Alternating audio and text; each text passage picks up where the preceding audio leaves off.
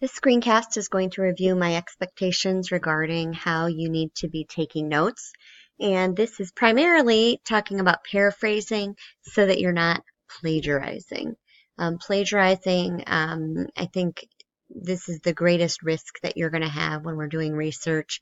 It's very hard to take information and put it in your own words. And this is where I find 9 times out of 10 that we run into some problems. So first, let's talk about what plagiarism is. And I know we've talked about it, you've talked about it throughout the years, but the act of plagiarizing is copying of another person's ideas, text, other creative work, and presenting it as one's own, especially without permission. So when we think of what does it look like, it's copying and pasting information directly from the source, or just simply retyping that information. It's submitting work that's not your own. And so this doesn't necessarily mean that it has to be published work. Plagiarism can be taking work from a classmate and trying to pass it off as your own. I try very hard to not give you examples of writing on the topic that you're writing about, because plagiarism could be taking my words and using them in your paper. Plagiarism is taking all of your information from one source. You need to prove your information and take it from a variety of places. If you copy a majority of a text but just change random words here and there, so for example, instead of changing no one to nobody, changing inferior to bad, taking out the word consent and making it into permission, that's still plagiarism. You're really taking the other person's sentence structure. All you're doing is doing a little substitution. That's not really putting the information into your own words either. And then the last thing has to do more with citing. So not using quotation marks if you're going to cite information directly. And you do need to be careful when you're citing information correctly. Most of the writing in your paper has to be yours. So if you're going to quote, you need to be quoting small chunks of text, little pieces at a time, just the pieces that you want, and that you're giving an explanation in your own words, showing why you picked that text. And then also citing your sources correctly in a works cited. So these are all examples of what plagiarism is, and I'm going to talk specifically about how to make sure that you're not just putting information in too close of terms from where you got it from. So how do you ensure that you're not plagiarizing? What I would advise you do is you read the text either one sentence or one paragraph at a time.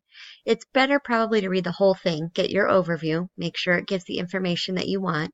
But when you're ready to actually take notes, go little by little. So read the text, one paragraph, one sentence, and then cover it up. And then think about what you just read from your own memory and without looking back at the text that you found. Write the big idea. What do you remember? And make sure that you didn't write the same words that the author used.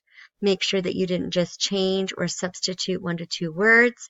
And don't use vocabulary words that you don't know or understand. It's pretty evident by now what your writing style is to me. It's very easy for me to look at writing and see that it doesn't match your style. I noticed this as well when you did some presentations. If you're mispronouncing words because you don't know them, don't use them in your research.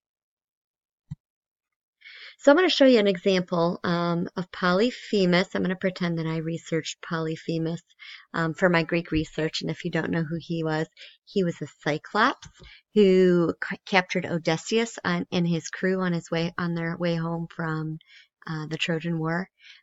If you know Mrs. Breen, at her wedding, she had little pumpkins for us to decorate, and this is what I made.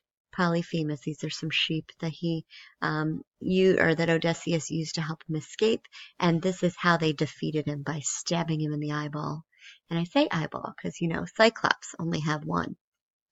So what I did, and this is very similar to what your research chart's going to look like. Oh, and I forgot to change this information. That's from last year's.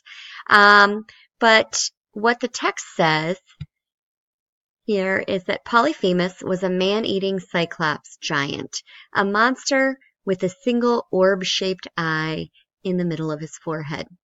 Well, I don't want to use those words when I go to explain it in my chart. So I'm going to paraphrase it or summarize it. I'm going to cover that up. And here's what I remember, that Polyphemus was a giant with one eye in the middle of his head, and he ate men. Another example, Odysseus encountered him on his return from Troy and became trapped in the giant's cave.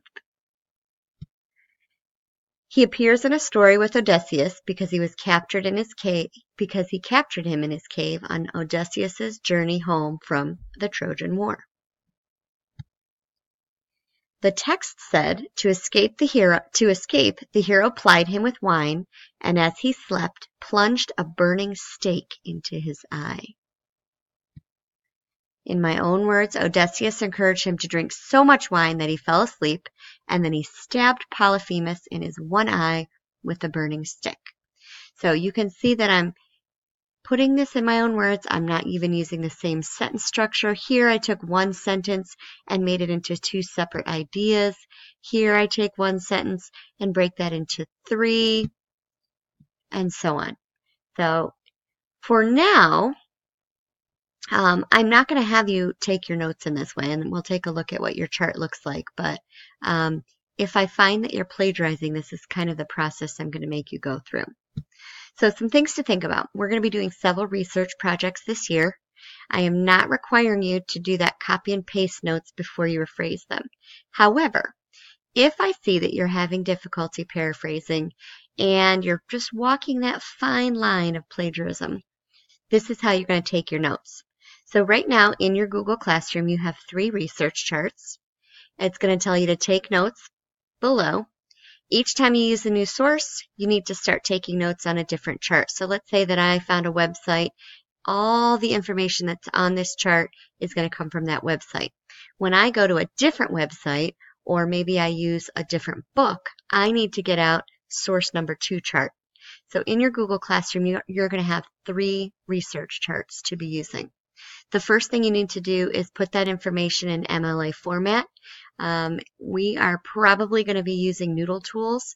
I used EasyBib last year, so Noodle Tools might be a little bit of a learning process for me, but both do basically the same thing. So the first thing you need to do is cite it correctly here, so that if I want to go verify your facts from your chart, I know which source to go to.